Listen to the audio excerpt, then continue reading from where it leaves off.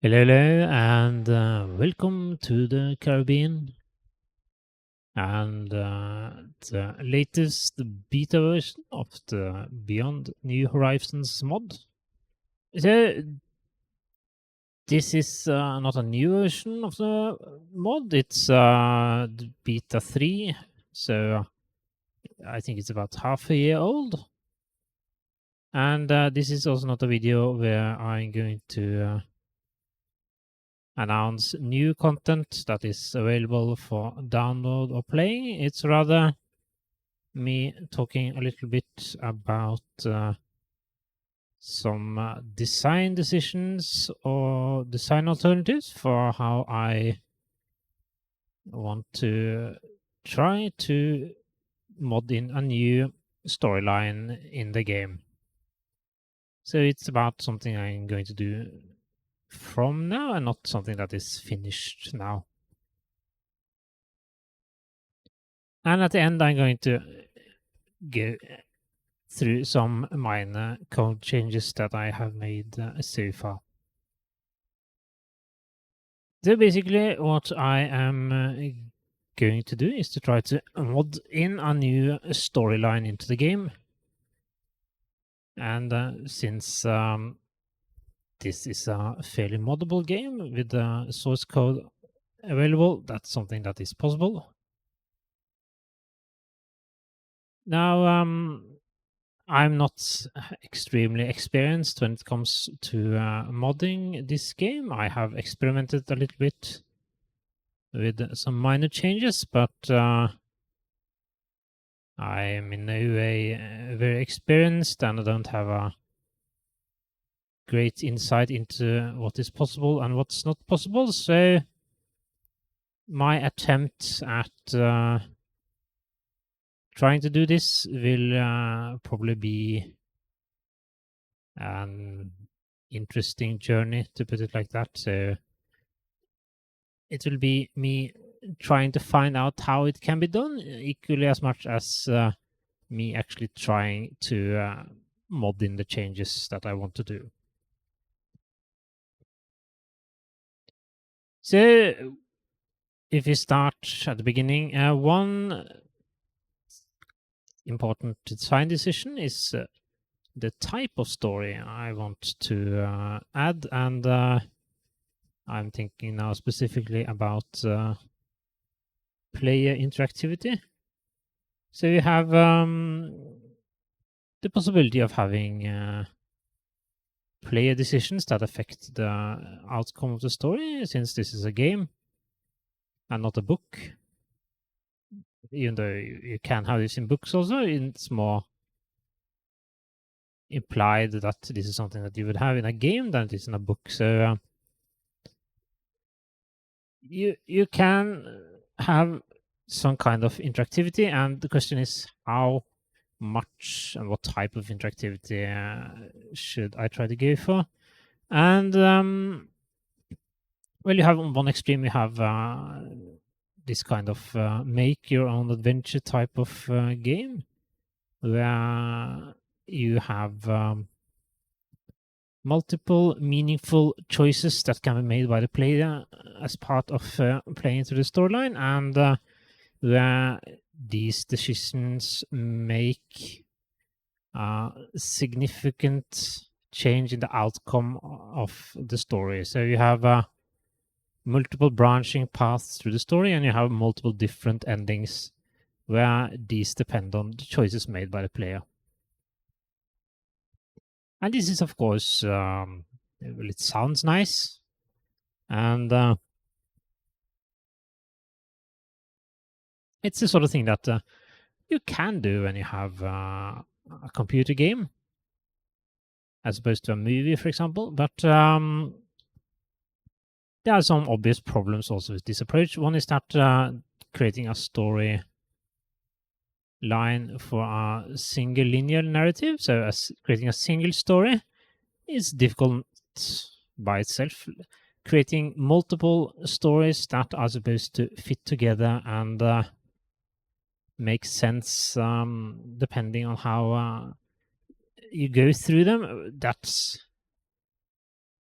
naturally even more difficult. And not only would you have the work involved in trying to make the relevant changes to the code to handle all these variations, you would also need to ensure that the different storylines fit together and are meaningful, and you would need to test all the different alternatives. And since you in worst case would have an exponential growth in the total number of possible ways to go through the storyline, if you have many choices that are changed together, well, then it quickly becomes a significant amount of work that's required for testing all of them. So ensuring that all the stories make sense and that they work and that the code is correctly implemented would be a lot of work. And that essentially means that since the amount of time that's available for creating a story mod is limited, you would end up with a shorter story than you would if you had a linear narrative. So each of the storyline variations would be much shorter than would be the case otherwise. Of course, you would have replayability. So if you have, for example, 20 different paths to the storyline, well, you might meaningfully be able to play through several of these and have a new and interesting experience each time, which wouldn't necessarily be the case if you have a typical linear storyline.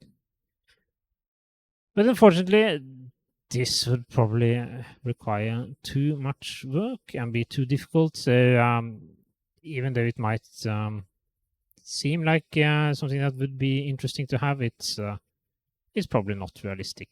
So if you instead look at the other extreme, having a single linear narrative that has no branching and where you essentially have more or less the same experience each time, well, then you have the possibility of being able to use much more time on trying to construct a meaningful and interesting story. So perhaps the resulting story will be more interesting than it would be if you had multiple stories. So the overhead per minute of story that you can experience would be much lower. But still, it would be nice to have some sort of interactivity. And even though you would potentially have this also in a linear storyline, since there might perhaps be some parts of the story which can be done in any order decided by the player. So the ordering of events might differ slightly, and the combat encounters might also depend on random variables. So even though it's not necessarily even though it's not necessarily an identical experience each time, it would probably largely be a one-time experience.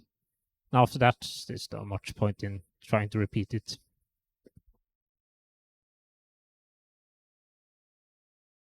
But there are some places where it would be possible to have some amount of player interaction, even though it doesn't necessarily need to significantly reduce or significantly increase the amount of work that would be required to handle it. For example, if you have a choice between items, let's say that the player needs to go rescue a shipmate that has been kidnapped and has the choice between two weapons when doing this. So you have, for example, a sword, and that's a melee weapon, and a rifle, that's a ranged weapon. And depending on which weapon is chosen, the combat encounters might play out slightly different. But the difference with regards to the code that would need to be added would primarily be in creating the stats for the different weapons.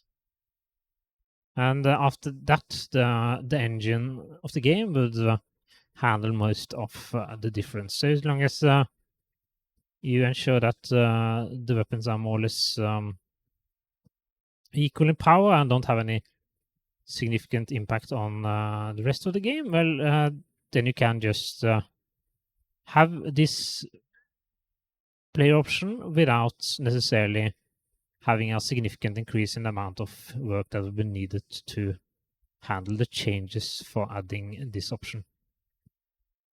And similarly, if you had instead of a choice between two weapons, you had the choice between two characters, so you could bring one companion with you on your quest, and one of these companions uses melee weapons and one uses ranged weapons. And in this case, it would similarly be largely handled by the engine since it handles combat. So you need to create stats for the two players and give them weapons and so on. But apart from this, the actual combat would be handled by the game engine. If you have characters, you might perhaps want to have slightly different dialogue options for the two. So there's an added cost with regards to what kind of changes will be needed, but it's still possible to have this not be too time consuming. And this also means that you can have some level of play interaction if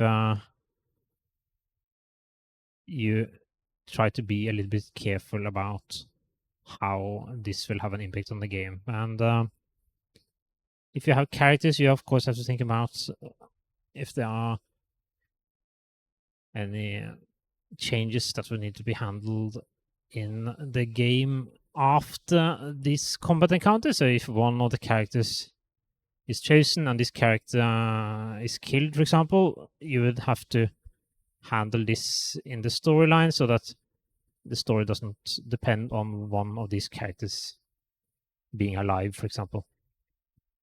So some thought will be needed, but as long as one is careful, it seems like it could be possible to have this amount of player choice without this being too problematic.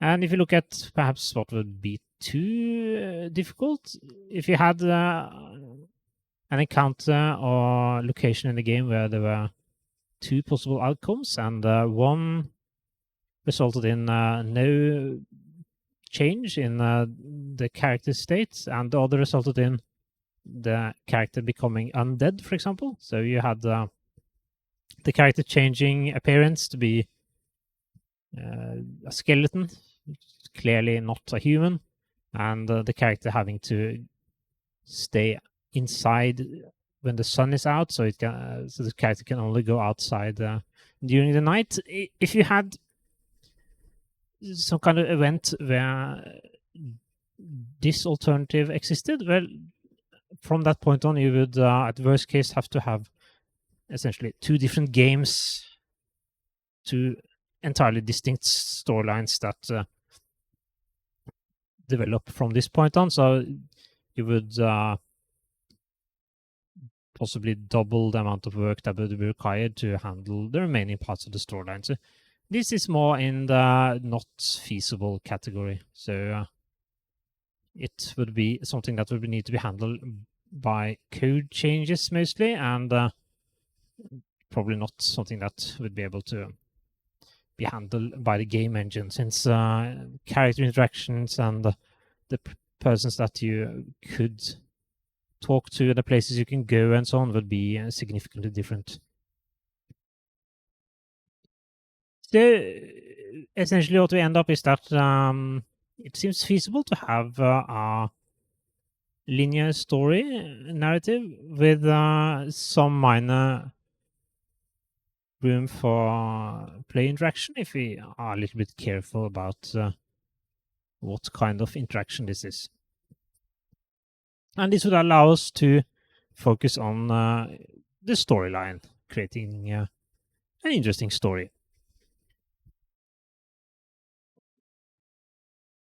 Now, since we have a story that is supposed to be largely linear, it's not too dissimilar from a story for a fictional book or a movie. So we can perhaps look at techniques for creating stories for those types of mediums for our little game mod. And one technique that's supposedly quite good for creating well-structured and interesting stories without any unnecessary parts and with proper payoffs for any conflicts and so on that's in the story is, well, if we use a book as an example, it's basically a strategy where you, before you start putting any words down on the page, you create the entire storyline. So you design a story and you create the world to the extent that's necessary, and you define all the characters, their backgrounds, and so on, and how they relate to the main character in the story. And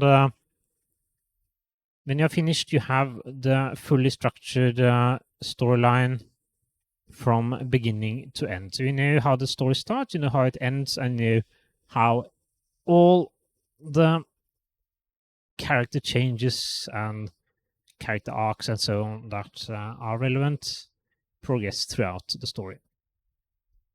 And this is before you actually start writing the book. So when you first have all this in place, you start writing the book and putting in the dialogue and descriptions of all the characters and places they go to and so on. And at this point, you of course know how the story will progress, so you can concentrate on actually putting in the details and not have to worry about how the story progresses.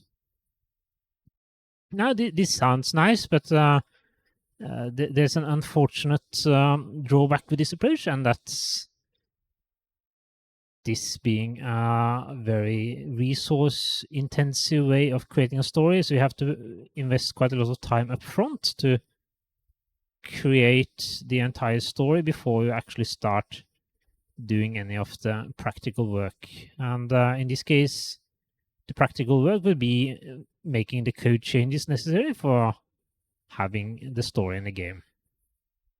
And if one is very experienced with modding the game that is to be modded, and if one has a good overview or insight in what is possible in the game and what is not possible, or if one has resources to have additional content added to the game and so on, well, then this approach is perhaps the one that will result in the best story when you are finished, the most satisfactory experience.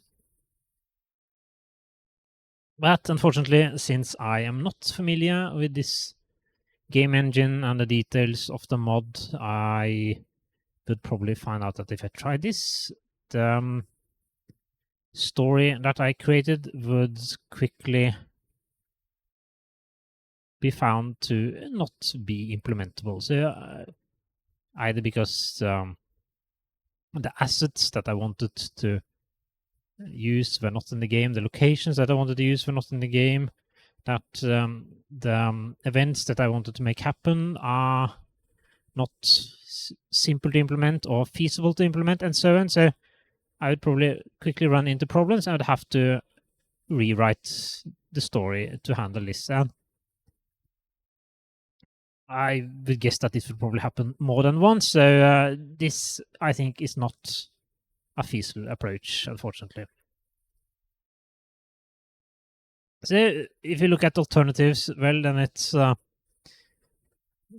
perhaps the more common way of writing at least books, where you start putting down words on page 1 and then just see how things go. So you might perhaps have an idea of what the character is going to do. You might have an idea of what the antagonist is going to do, or what kind of problem exists in the world, and how the hero might choose to solve it. But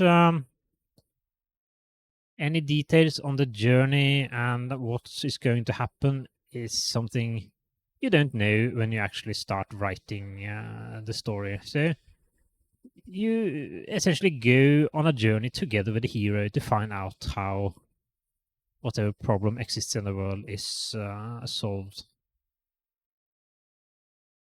And this approach has the benefit of being simple to adjust on the way. So if you decide that, okay, the next thing that's going to happen is that the hero is going to escape from the prison he's held in a hot air balloon. But unfortunately, the game doesn't support hot air balloons. Well, then you can change perhaps the hot air balloon to something else. It's a rowboat, for example. And if that's possible, well, then you can quickly adjust the way things are going and make code changes in a way that's actually realistic. And you don't have to go back and rewrite the entire story to handle these limitations. So this means that you add to the story piece by piece, and in the end, you hopefully end up with something that is a more or less working story. And of course, when you have reached the end, you might go back and tweak a little bit here and there and remove some parts, rewrite some parts, and so on, so that overall it flows a little bit better than it perhaps would end up doing if you don't do this in a very structured way. So this approach seems much more realistic. And that's probably what I'm going to try to do. So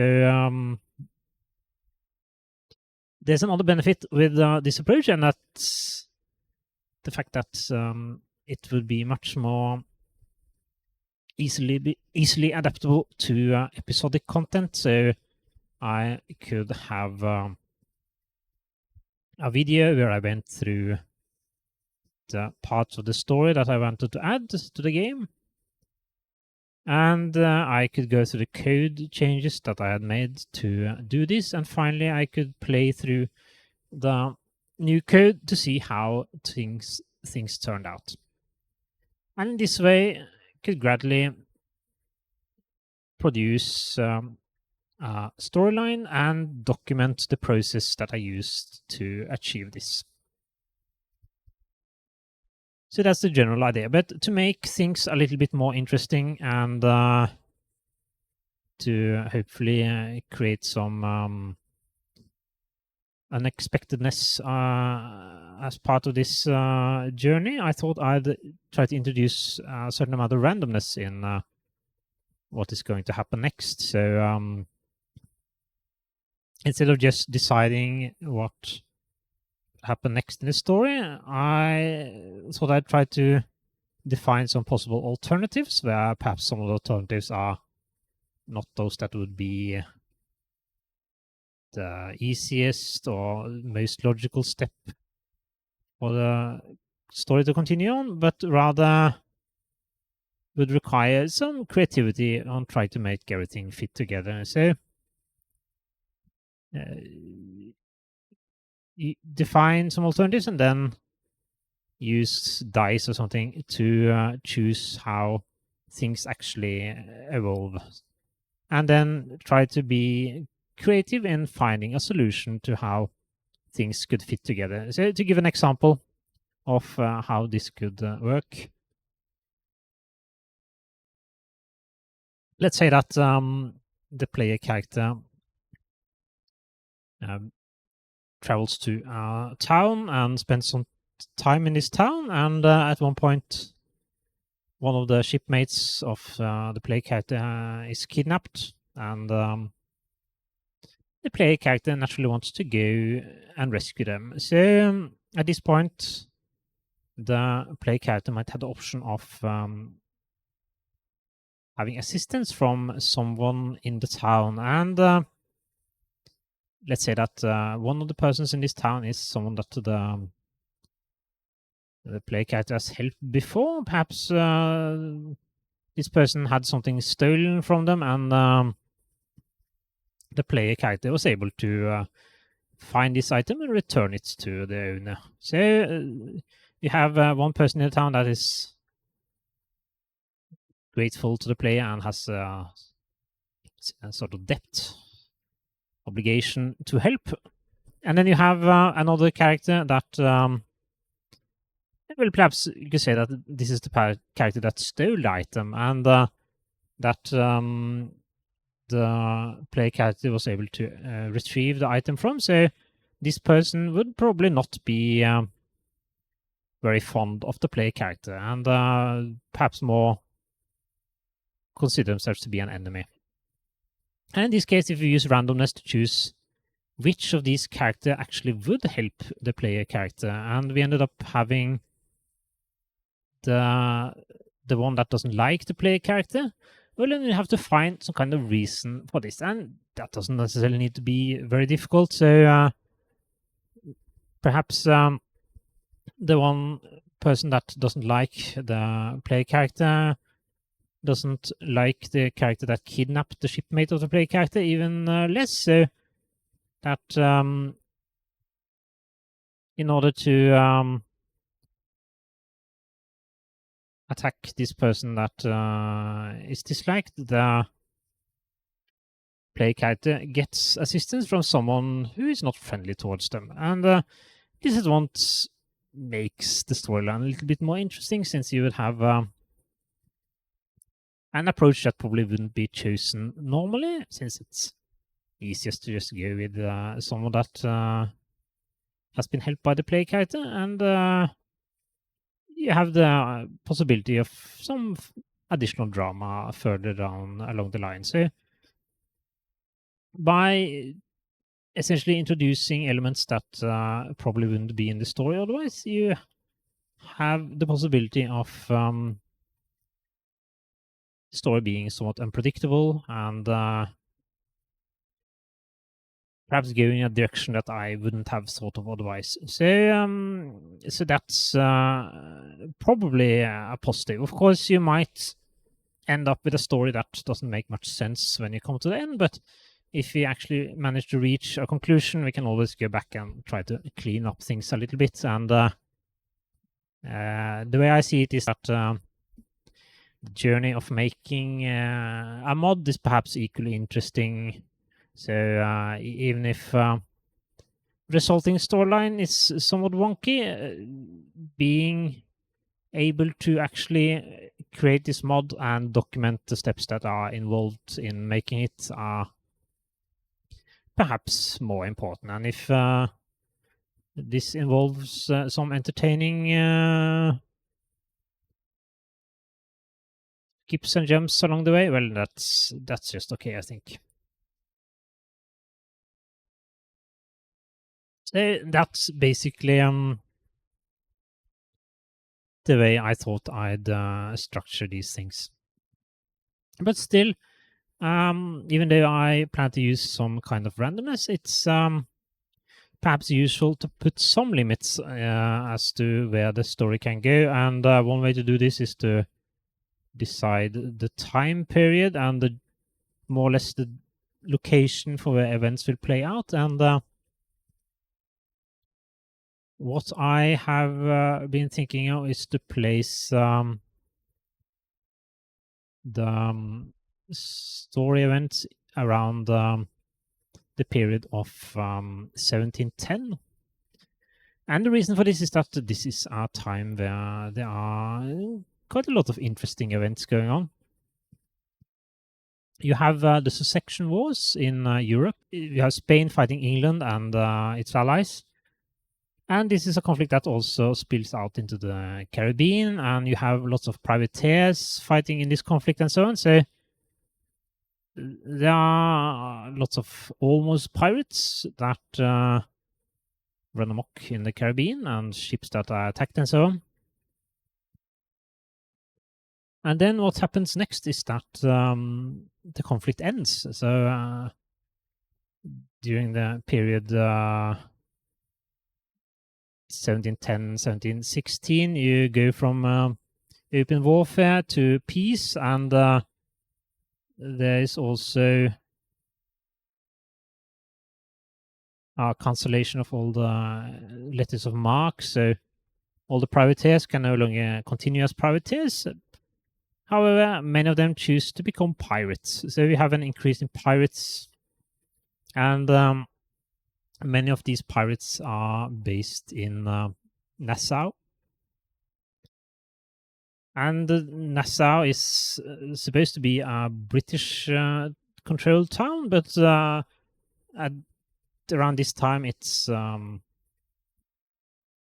not really under any strong British control, so it's very friendly to pirates. There are lots of pirates running amok in Nassau, and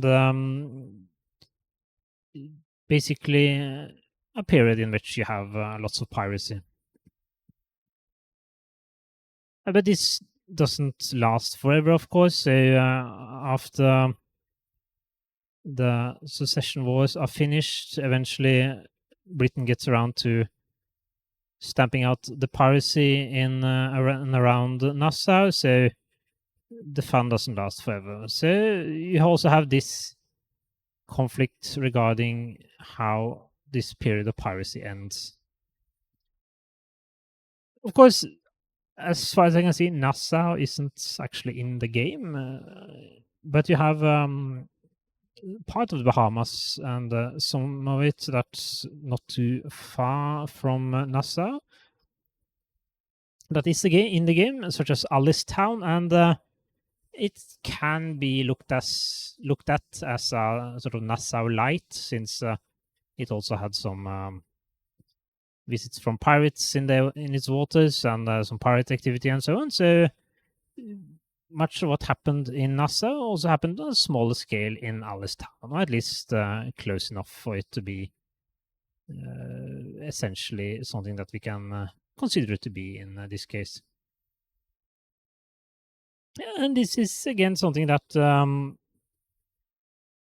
we can do, since we don't fully create a story beforehand. So if you had created an interesting storyline that's based on lots of events in Nassau, and you found out that Nassau doesn't exist in the game, well, that would probably have necessitated rewriting the story. But since we can discover this early on, we can just adjust the story and say that okay, we will use Alice Town instead and build events around that.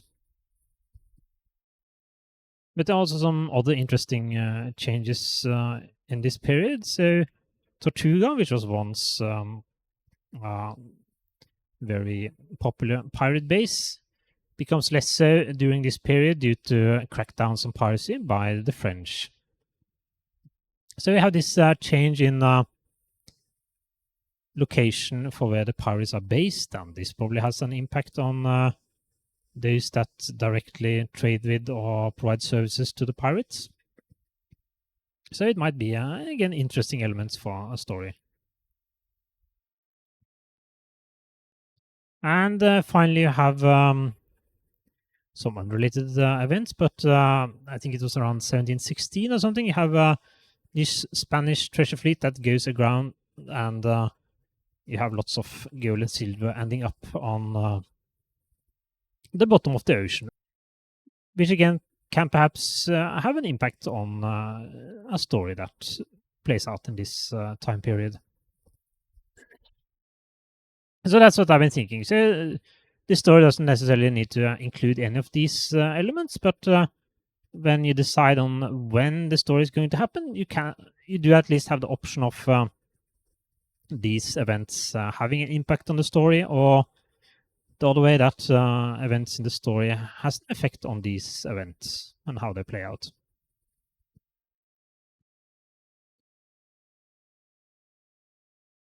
But we'll have to see how things go, since I haven't really decided on how the story is going to go. So that is something we will find out during the course of working on this storyline. I also thought a little bit about how to start the story, and I don't think I'll start it in either Tortuga or Alice Town, but rather somewhere else, and then gradually end up in Alice Town.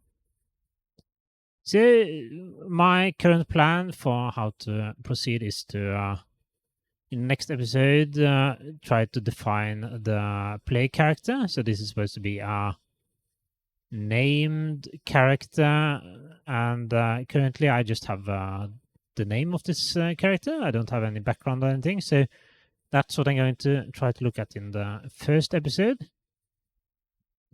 Flesh out the character, his background, and so on. And after that, I'm going to try to flesh out the starting location, which will probably be Philipsburg, for practical reasons, because that's the town that I'm most familiar with in the game. And work a little bit on some of the characters that exist in this town, and try to create some conflicts and so on. And the goal is that the initial conflicts in this town will result in the character traveling to probably Alice Town or somewhere that will eventually take them there. But we'll have to see. That's the current idea, at least. So, what I will do with the changes that I make for this mod, well, I'm going to place the changes I make on GitHub. I have created a repository for the changes that I make, and I will add probably most of the changes that I make there. What I'm thinking is that if I make any bug fixes or minor changes that are likely to be correct, I'll probably have them try to have them added to the main version of the game, just so that I reduce the differences between my version and the version that is the official one. But as for the story changes, I'll probably keep those in that repository without trying to have them committed to the main branch, since they will probably be changed while working on the mod. So it will probably be changes that are not completed before the entire storyline is finished. So those I'll just keep in the repository. And I'll probably add also some changes that I make to aid in debugging the code while developing it and so on. So in general, I would say that the repository that I'm using will probably not be meant for building a playable version of the game. It will mostly be used for keeping track of changes. So I would recommend using the official repository to get a version of the game that is likely working, and the repository that I am going to work it towards will probably not be tested for actually having a workable version of the game. So I will use it to keep track of changes and then try to have those merged back into the main game, but not attempt to release playable versions of the game. Of course, anyone can just take the code and either merge in changes to the local version of the game or attempt to create something that is playable, but my goal is not to have something that is playable and that's separate from the main release of the game from the official GitHub account. So that's the general idea with regards to those changes, and that's more or less what I wanted to say regarding this. Just before ending, I thought I'd go through some minor changes that I have made to the code already, mainly for making it easy to make changes. And the first of this is I added a tags file, and this is essentially a file that can be used by some text editors to easily look up the function definition of code. So if you have a function used somewhere in the game, and you want to see how this function is defined, you can use this tags file to automatically jump to the correct file and correct location in the file. So very time saving. And this is possible because, well, the language that is used for the mod, it's not really the C language, but it's close enough to see that it's possible to pretend that this is C, at least for the purpose of generating this tags file. So this tags file should be in the repository, and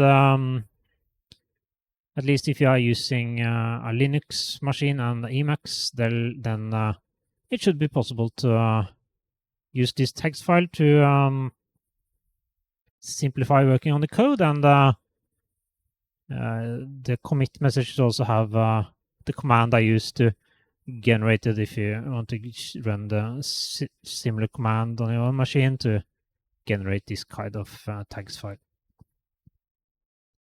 And the second change that I made is simply adding some debug functions, and this is added to the console.c file, which is executed when press F12. And I added some code to teleport the character to the location that I want to do changes to, and add various equipment such as maps and so on to make it simpler to see what is going on. So simply some debugging aid. Well, it's not code that I'm entirely certain is correct, but it appears to work at least, and I might make changes to it while I'm adding it to the mod, and keeping it here in the repository makes it easier to refer to it if I have something specific to say about it. And I think that was more or less it. So I think I've gone through all the relevant details I wanted to talk about, and well, it will be interesting to see how this goes. Hopefully I will be able to complete a mod, and even if I don't finish successfully, hopefully the journey will be interesting, and maybe I make some changes along the way that's sufficiently worthwhile for being added to the game. We will have to see. I'm optimistic, but at the same time realistic. So this is not simple. So we'll have to find out what the outcome eventually will be. But I think that's it for this time. So next episode will be character creation, and it should probably be a little bit more practical than this one. Less blah blah blah, and more actually doing something. So that should be interesting. But until that time, thank you for listening, and goodbye. Goodbye.